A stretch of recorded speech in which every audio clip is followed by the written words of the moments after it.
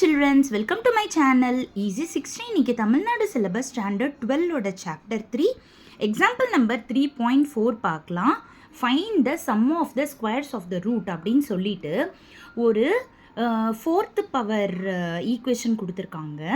இப்போது fourth power அப்படின்றனால இங்கே 4 ரூட்ஸ் இருக்கும் இல்லையா, அதனால் ஆல்ஃபா பீட்டா காமா டெல்டா அப்படின்னு நான் எடுத்திருக்கேன்.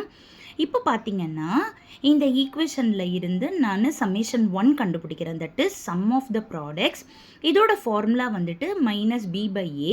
இங்கே அவங்க கொடுத்துருக்கிற ஈக்குவேஷன்லேயே ABCDE தான் இருக்குது அப்படின்றனால அப்போ நம்மளுக்கு டைரெக்டாகவே இந்த ஆன்சர் தான் கிடைக்கிது. அடுத்தது sum of 2 roots, that is alpha beta, அதாவது ஆல்ஃபா வச்சு alpha beta plus alpha gamma plus alpha delta.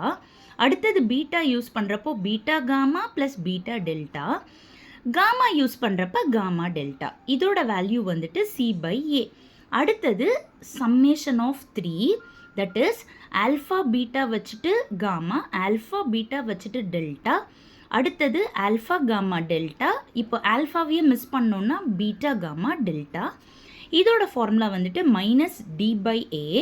Summation 4, that is product of all the roots. So alpha beta gamma delta is equal to E/a.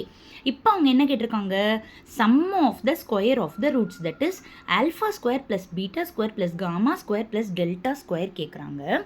இப்போ நம்மளுக்கு இந்த algebraic ஃபார்முலாவை நம்ம எழுதிக்கிறோம். எழுதிட்டு இங்கே நம்ம இந்த a² + b² + c² + d² தான் கண்டுபிடிக்கணும். அப்போ இந்த போர்ஷன் அப்படியே லெஃப்டில் போகிறப்ப மைனஸ் அப்படின்னு வந்துடுது. இப்போது ஏபிசிடியோட இடத்துல நான் ஆல்ஃபா பீட்டா காமா டெல்டா போட்டேன் அப்படின்னா அப்போது இது த ஹோல் ஸ்கொயர் -2 டைம்ஸ் இது அப்படி வந்துடும் இல்லையா. ஸோ இப்போ நான் இதோட வேல்யூ வந்துட்டு என்னது, -b/a the whole square -2 into இதோட வேல்யூ வந்துட்டு c/a. ஓகேங்களா. இப்போ நான் இதுக்கு எல்சிஎம் பண்ணுறேன். a² வச்சு எல்சிஎம் பண்ணுறப்போ b² - 2ac கிடைக்கும். இதுதான் அவங்க கேட்ட sum of the squares of the ரூட்ஸோட வேல்யூ. Thank you children.